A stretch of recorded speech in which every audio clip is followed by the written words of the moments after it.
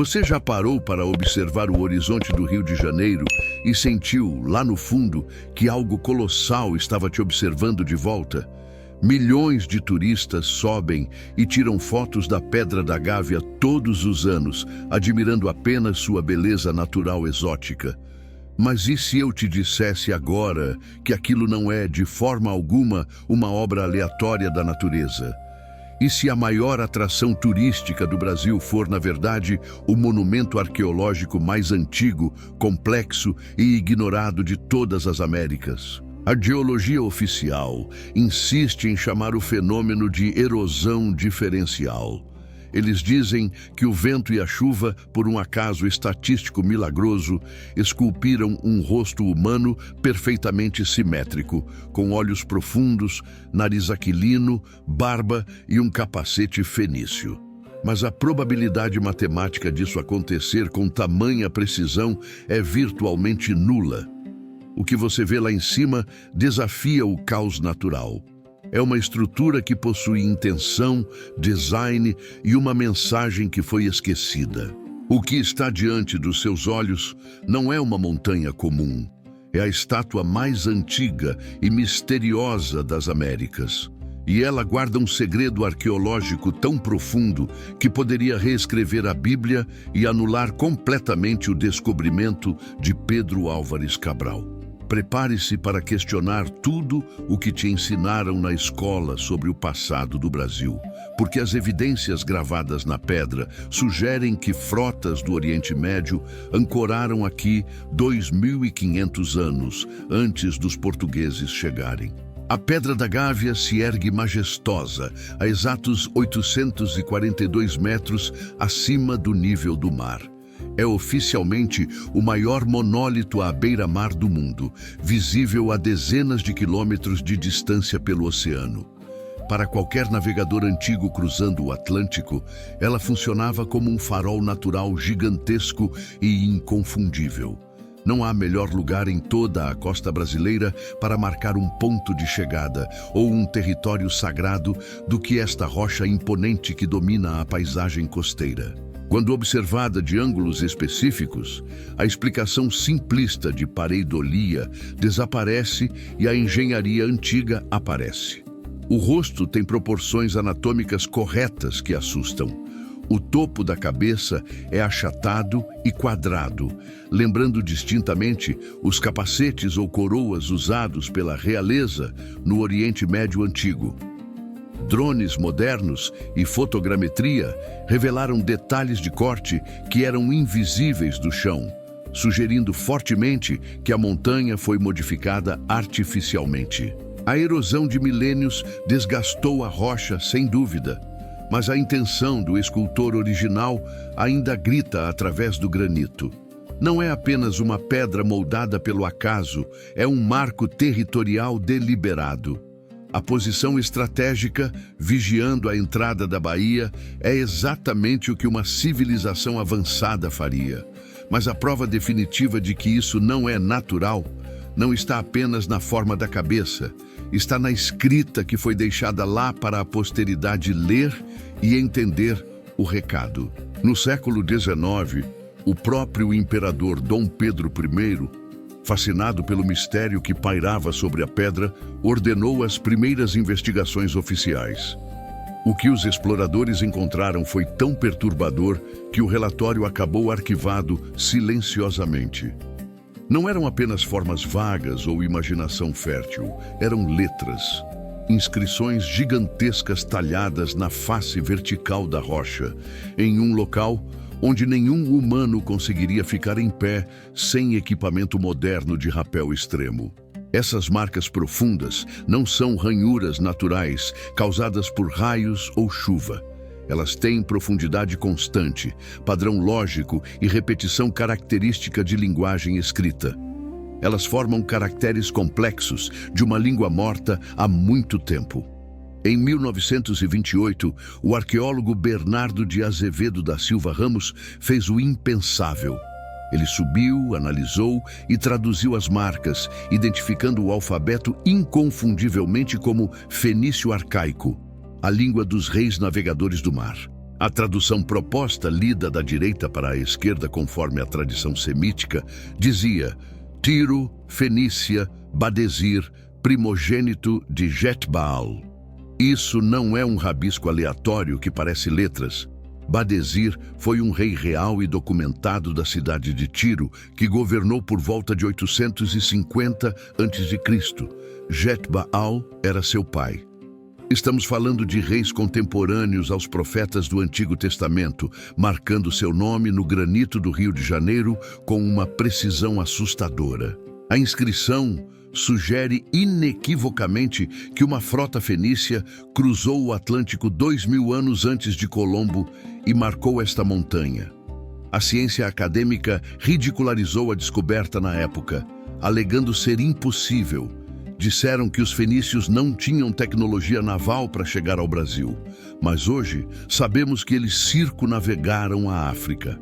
O Atlântico Sul, com suas correntes circulares, seria apenas o próximo passo lógico para os maiores navegadores da história. Mas aqui está a parte que escondem ativamente nos livros de escola para não reescrever a história. Se essa tradução estiver correta, a Pedra da Gávea não é apenas um monumento de passagem. Ela é um mausoléu real. A inscrição sugere que o rei Badesir morreu aqui. A estrutura monumental seria o túmulo de um rei exilado ou explorador que faleceu em terra estranha. E túmulos de reis fenícios nunca, jamais, são deixados vazios ou desprotegidos pelos seus súditos. Isso nos leva diretamente ao maior mistério físico da montanha, algo que você pode tentar ver com binóculos. No lado direito da cabeça existe uma formação conhecida como a orelha. Parece uma entrada monumental de pedra que desabou ou foi selada propositalmente com toneladas de rocha maciça. A geometria da entrada é suspeita, lembrando as entradas de tumbas no Vale dos Reis, mas numa escala adaptada à geografia brutal e vertical da montanha carioca. Escaladores experientes que chegaram perto relatam correntes de ar frio saindo de fendas profundas nessa área específica. Isso é uma anomalia geológica inexplicável para uma rocha sólida. O ar frio sugere a existência de um vasto sistema de cavernas ocas ou galerias artificiais no interior da cabeça, mantendo uma temperatura constante diferente do exterior. A montanha pode não ser um bloco sólido, mas uma estrutura oca cheia de passagens desconhecidas. Por décadas, lendas de exploradores clandestinos circulam no submundo da arqueologia brasileira. Falam de salões com teto abobadado, acessíveis por fendas esquecidas e até mesmo a visão de um sarcófago dourado nas entranhas da Gávea. Sem fotos oficiais e com a dificuldade de acesso, a academia trata tudo como mito urbano delirante. Mas a persistência desses relatos e a coincidência com as inscrições fenícias criam uma fumaça onde certamente há fogo. Mas a pergunta que não quer calar permanece. Por que a área é tão protegida e difícil de acessar? Por que o governo nunca autorizou uma varredura completa com GPR, radar de penetração no solo, de alta potência para ver o que está oco lá dentro? A tecnologia existe. Poderíamos saber amanhã se há câmaras artificiais. A recusa sistemática em investigar com seriedade é extremamente suspeita e sugere que alguém tem medo da resposta que surgirá nos radares. Se provarem cientificamente que existe uma câmara funerária artificial lá dentro, toda a história das Américas colapsa instantaneamente. O Brasil deixaria de ser uma descoberta portuguesa de 1500 para ser reconhecido como uma antiga colônia ou ponto de parada fenício milenar. Isso mudaria nossa identidade nacional, nossos livros didáticos e a posição do continente na história global. É uma verdade grande demais para ser aceita sem resistência feroz. E as coincidências não param na escrita e na tumba. No topo da pedra existe uma estrutura que lembra um portal retangular, o Portal de Agartha. Alinhamentos astronômicos mostram que a face da esfinge olha para o norte, assim como a esfinge de Gizé olha para o leste. É um padrão global de construção sagrada. Civilizações antigas construíam cabeças gigantes em promontórios para proteger fronteiras espirituais e alinhar a terra com o céu de forma ritualística. Tente imaginar a cena real há cerca de 2.800 anos. Navios de madeira de cedro com velas púrpuras, vindos do outro lado do mundo, entrando na Baía de Guanabara. O choque cultural absoluto com os nativos da terra. O som metálico dos cinzéis de bronze ecoando onde hoje é a moderna Barra da Tijuca. Não foi uma visita rápida, foi uma estadia prolongada que exigiu logística, mão de obra e tempo para esculpir a maior rocha da costa brasileira em homenagem ao rei. Milhares de trabalhadores foram necessários. Talvez a própria tripulação presa aqui sem conseguir voltar devido a danos nos navios, talhando o granito bruto para eternizar seu rei caído em batalha ou doença. Um esforço titânico e desesperado para garantir que o nome de Badesir fosse lembrado para sempre, mesmo estando no fim do mundo conhecido. A magnitude da obra reflete a importância de quem está supostamente enterrado lá dentro, esperando ser achado. E então, o silêncio caiu sobre o Rio de Janeiro. Eles morreram aqui? Foram assimilados geneticamente pelas tribos locais ao longo dos séculos? A história oficial diz que o Brasil estava na Idade da Pedra, isolado do mundo. A Pedra da Gávea é a anomalia física, gigantesca e gritante, que prova o contrário. Ela é o elefante na sala que os historiadores fingem não ver, porque não conseguem explicar como aquela tecnologia naval complexa chegou aqui tão cedo. Hoje, a pedra sofre com a erosão natural implacável e o vandalismo humano. As preciosas inscrições fenícias estão desaparecendo, apagadas lentamente pelo tempo, pela chuva ácida e pelo descaso proposital das autoridades. Cada ano que passa sem preservação é uma página da nossa verdadeira história que é arrancada e jogada fora. Estamos deixando a prova do nosso passado global ser destruída porque ela incomoda a narrativa oficial estabelecida pelos europeus. Além da arqueologia, há o mistério inexplicável das luzes. Moradores e pilotos relatam frequentemente fenômenos luminosos, entrando e saindo da pedra. A geologia não explica bolas de luz inteligentes.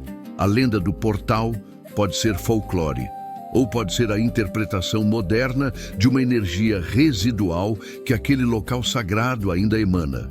A conexão entre monumentos antigos e geomagnetismo é estudada seriamente no mundo todo, menos aqui no Brasil.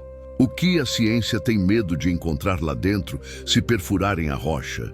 Talvez a cabeça oca ainda guarde os ossos de um rei, cercado por cerâmicas, armas e tesouros do Oriente Médio, esperando no escuro e no frio da montanha há milênios. Seria a descoberta arqueológica do século, superior à tumba de Tutankhamon. Mas para isso acontecer, é preciso ter a coragem de admitir que a história que contamos sobre o Brasil está fundamentalmente errada. Céticos dirão sempre que é tudo pareidolia, que o cérebro humano busca rostos em nuvens e montanhas, mas a geologia não escreve nomes de reis específicos em alfabetos gramaticalmente corretos. A erosão não cria câmaras com ressonância acústica, nem portais alinhados com constelações. A quantidade de acasos necessários para formar a Pedra da Gávea naturalmente é estatisticamente impossível. Alguém construiu aquilo com um propósito claro e duradouro. A Pedra da Gávea continua lá, imponente e silenciosa, observando o Rio de Janeiro moderno crescer aos seus pés. Ela viu impérios nascerem e caírem no horizonte. Ela viu as caravelas de Cabral chegarem, com os portugueses achando arrogantemente que eram os primeiros. E ela permanece lá, rindo da nossa ignorância coletiva, guardando o segredo de Badesir sob toneladas de granito. Ela é a testemunha ocular que se recusa a ser silenciada por nós. Da próxima vez que você olhar para o cartão postal do Rio de Janeiro, eu te desafio a não ver apenas uma montanha bonita. Tente ver o monumento de um naufrágio real e trágico. Veja a Esfinge do Sul, que guarda a verdadeira certidão de nascimento do Brasil. A verdade está escrita na pedra, visível para qualquer um que tenha coragem de ler e questionar. O monumento está lá, gritando uma história que nos recusam a ouvir. A evidência está bem diante de nós. Mapas antigos, como o de Piri Reis, mostram a costa da América do Sul com detalhes precisos muito antes da exploração oficial. A Pedra da Gávea é a âncora física que valida esses mapas. Ela prova que o oceano nunca foi uma barreira, mas uma estrada. Os fenícios dominaram essa estrada e deixaram sua assinatura no ponto mais alto da costa. Negar isso hoje não é cautela científica, é cegueira dogmática deliberada para manter o status quo acadêmico. A arqueologia moderna precisa parar de ter medo de teorias proibidas e começar a usar a tecnologia para testá-las. Se não há nada lá, que passem o radar e provem. Mas se houver, a humanidade merece saber. A história não é um livro fechado e imutável. É um quebra-cabeça, onde muitas peças foram escondidas ou perdidas. A Pedra da Gávea é talvez a peça mais importante desse jogo, esperando apenas que alguém tenha a ousadia de virá-la para ver. Enquanto não abrem a tumba, o mistério permanece vivo, alimentando a imaginação e a busca pela verdade. Olhe bem para as imagens desse vídeo. Aquilo parece natural para você? Ou parece o rosto cansado de um gigante que vigia o mar há 2.800 anos? A resposta pode ser perturbadora, mas a busca pelo conhecimento real exige que enfrentemos o impossível. A verdadeira história do Brasil ainda não foi escrita nos livros, mas está gravada na Pedra da Gávea. Se você acredita que a história da humanidade é mais complexa do que nos contam, compartilhe este vídeo. Precisamos pressionar por uma investigação arqueológica séria na Pedra da Gávea com tecnologia moderna. Não deixe esse mistério morrer no esquecimento. A Esfinge brasileira está chamando. A pergunta final que fica para você é: estamos prontos para descobrir quem realmente descobriu o Brasil? A verdade pode estar a apenas uma escavação de distância.